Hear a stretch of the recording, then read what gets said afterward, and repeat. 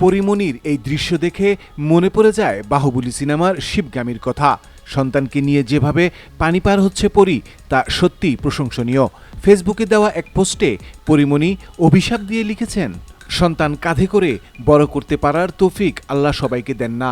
যেসব বাবা মার সন্তানের প্রতি এই দায়িত্ব এড়িয়ে যায়, তাদের নিজের প্রতি কেয়ার করার তৌফিকও আল্লাহ যেন তাদের না দেন। জি, ইহা একটি অভিশাপমূলক পোস্ট। ঠিকই ধরেছেন। পরীর এই ভিডিও দেখে সাধারণ মানুষ লিখেছেন,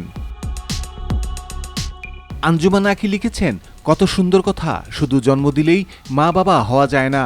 মোহাম্মদ ফাহিম লিখেছেন, মা হিসেবে পরি বেস্ট। নীলদীপ লিখেছেন, অভিশাপ দিয়েন না আপু, আল্লাহর উপর ছেড়ে দেন, তার বিচার নিখুঁত, যা আমরা কল্পনাও করতে পারি না।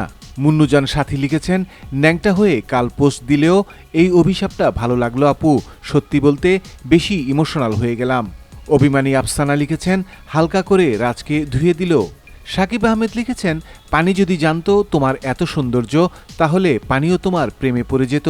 পিয়া বিশ্বাস লিখেছেন, পরিমণির কোটি কোটি দোষ থাকতে পারে, বাট মা হিসেবে সেরাদের সেরা। আফসানা মিমি লিখেছেন, পরি আর আমার সিচুয়েশন সেম। এমডি হাকিবুল খান টনি লিখেছেন, আগে জানতাম শিক্ষামূলক, সেবামূলক ইত্যাদি, আজ শিখলাম অভিশাপমূলক।